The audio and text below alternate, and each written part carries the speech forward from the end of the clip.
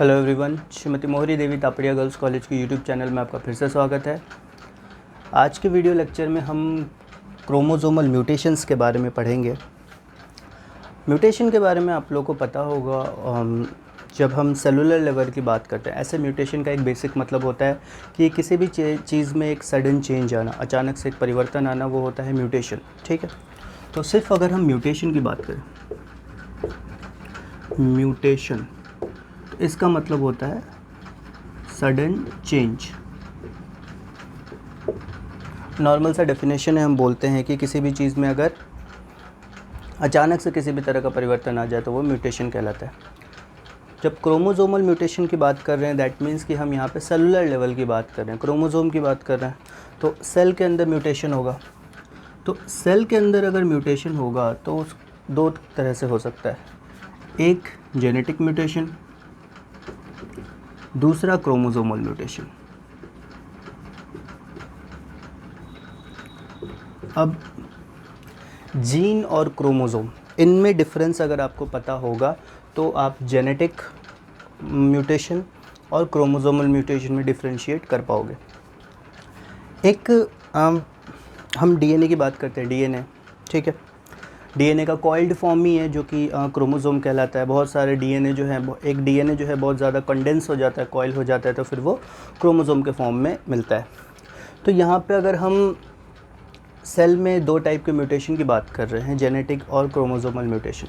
Genetic mutation की अगर हम बात करें तो डीएनए का एक पार्ट, एक पोर्शन, उसी को जीन कहते हैं। और वो पोर्शन कितना भी बड़ा हो सकता है, वो पोर्शन कुछ न्यूक्लियोटाइड सीक्वेंस का हो सकता है, ज़्यादा बड़े न्यूक्लियोटाइड सीक्वेंस का हो सकता है, बहुत ज़्यादा बेस पेयर्स का भी हो सकता है, वो भी जीन होगा।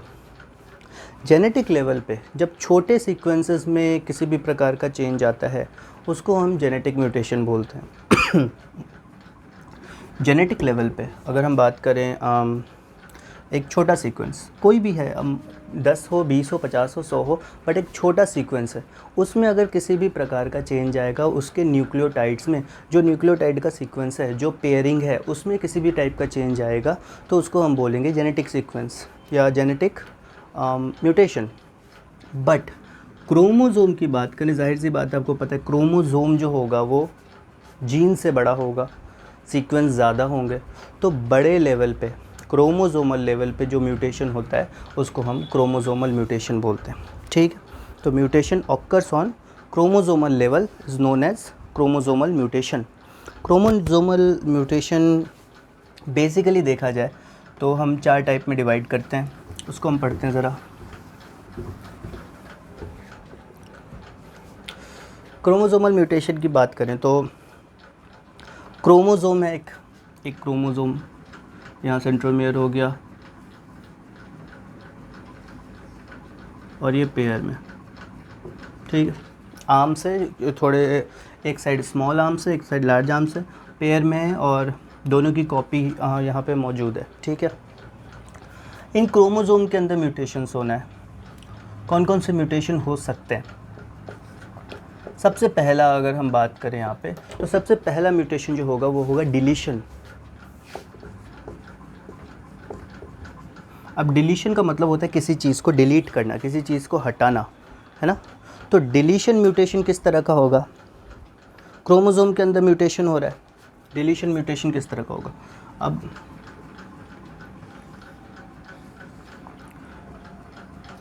यहाँ पे एक क्रोमोसोम है, ठीक है।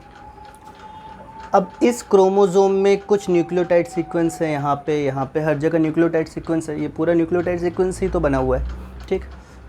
डिलीशन में क्या होगा कि एक पर्टिकुलर पोर्शन यहाँ से डिलीट हो जाएगा। एज फॉर एग्जांपल,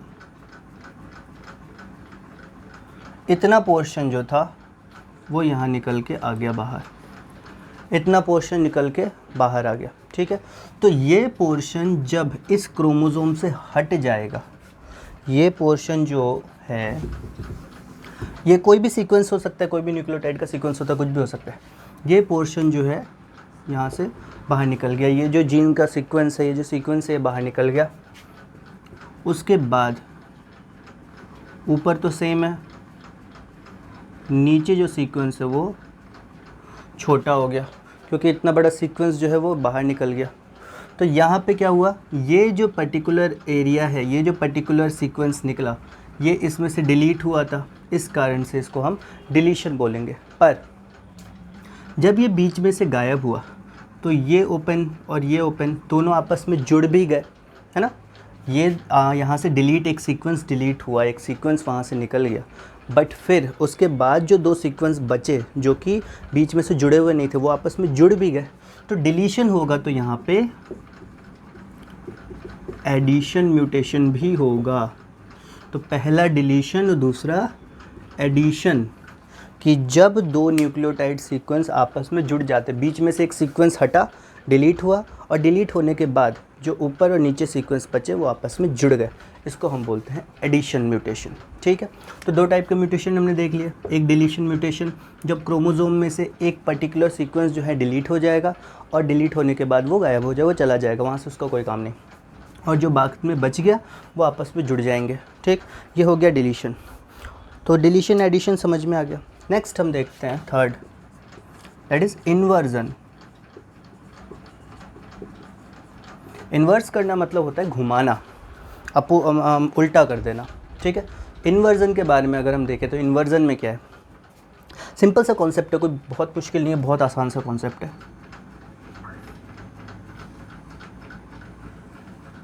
यहाँ पे एक क्रोमोसोम, ठीक है, एक क्रोमोसोम यहाँ पे। अब यहाँ पे क्या हुआ कि हमारे पास एक सीक्वेंस, यहाँ पे जो एक सीक्वेंस है ये डिलीट हुआ,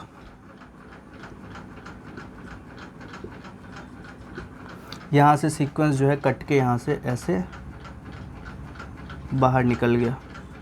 ठीक, अब इस सीक्वेंस में फॉर एग्ज़ाम्पल मैं बताता हूँ आपको कि यहाँ A है, यहाँ B है, यहाँ C है, यहाँ D है, इस जगह E था, इस जगह F था। ठीक, और इसके नीचे यहाँ पे मान लो G। तो ये A B C D E F G है। तो मतलब जो कट के हटा पोर्शन वो क्या था, यहाँ पे E और यहाँ पे F, यही था जो कट के हटा। अब यहाँ पे क्या होगा, जब ये वापस ऐड होंगे, यहाँ भी एडिशन होगा, अब ये वापस जब ऐड होंगे तो इस पर्टिकुलर पॉइंट पे जाके वापस ऐड हो जाएंगे, जहाँ थे वहीं पे जाके ऐड हो जाएंगे। यहाँ पे A B C D, अब G यहाँ पे ऐसे का ऐसे रहेगा, पर यहाँ पे क्या होगा, ये हो जाएगा F और ये हो जाएगा E, मतलब ये हो गए इन्वर्ट, ये हो गए अपोजिट। पहले E ऊपर था, F नीचे था, अब F ऊपर हो जाएगा, E नीचे हो जाएगा। तो इसको हम बोलते हैं इन्वर्जन म्यूटेशन। जब कोई पर्टिकुलर सीक्वेंस, न्यूक्लियोटाइड का सीक्वेंस एक क्रोमोसोम से अलग हो जाता है, और अलग होने के बाद अपने ही एक्सिस पे रोटेट होता है, मतलब ये जो है 180 डिग्री रोटेट होने के बाद क्या बन गया, ऊपर आ गया F, नीचे आ गया E। ठीक है, अपने ही एक्सिस पे 180 डिग्री रोटेट होके वापस उसी जगह फिक्स हो जाता है जिस जगह से वो निकला था, उसको हम बोलते हैं इन्वर्जन रिएक्शन, इन्वर्जन म्यूटेशन। सो ये हो गया इन्वर्जन म्यूटेशन। कोई भी सीक्वेंस क्रोमोसोम से जब अलग होता है, तो अलग होने के बाद जब वही सीक्वेंस अपने एक्सिस पे घूम के इन्वर्ट हो जाता है और वापस अपने पॉइंट पे फिक्स हो जाता है, उसको हम इन्वर्जन रिएक्शन, इन्वर्जन म्यूटेशन बोलते हैं। ठीक है, नेक्स्ट हम फाइनल बात करें फोर्थ म्यूटेशन की, वो है ट्रांसलोकेशन। ट्रांसलोकेशन जो है वो नॉन होमोलोगस क्रोमोसोम्स के लिए। फोर्थ की बात करें हम, ट्रांसलोकेशन, तो ये जो है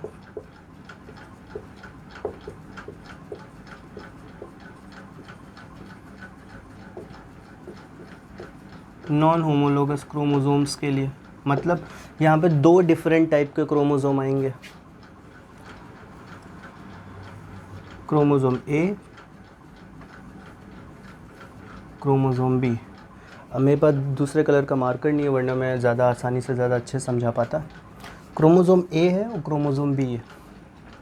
इसको मान लो मैं इसको शेड कर देता हूँ, तब दो अलग अलग लगेंगे। क्रोमोसोम ए जो है वो शेडेड है, ये है क्रोमोसोम ए, और ब्लैक कलर का क्रोमोसोम ए, वाइट कलर का क्रोमोसोम बी। तो अब क्या करना है यहाँ पे, ट्रांसलोकेशन में क्या होगा, दो टाइप के क्रोमोसोम है, दो अलग अलग टाइप के क्रोमोसोम है, नॉन होमोलोगस बोला गया। होमोलोगस का मतलब होता है एक जैसे, नॉन होमोलोगस का मतलब होता है अलग अलग टाइप के। अब यहाँ पे क्या होगा ट्रांसलोकेशन में, ट्रांसलोकेशन में एक्सचेंज होगा जेनेटिक मटेरियल का, मतलब इसका जेनेटिक मटेरियल इस पे आएगा, इसका जेनेटिक मटेरियल इस पे आएगा, इसको हम बोलते हैं ट्रांसलोकेशन। तो अब यहाँ देखो एक सीक्वेंस कट हो रहा है दोनों में से, ठीक है, सीक्वेंस कट हो रहा है, सीक्वेंस कट होके यहाँ पे निकला,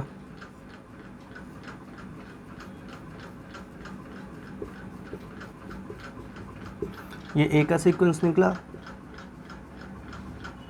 और ये बी का सीक्वेंस निकला, ठीक है, ए से ये निकला, बी से ये निकला। अब इससे होगा क्या, क्या बनेगा, क्या बनना चाहिए, तो यहाँ से ये क्रोमोसोम,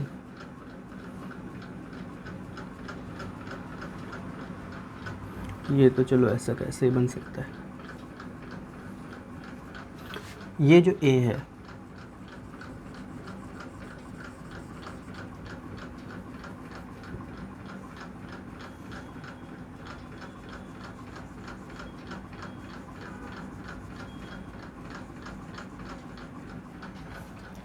कुछ इस तरह आएगा, ये जो सीक्वेंस है वो जाके ऐड होगा,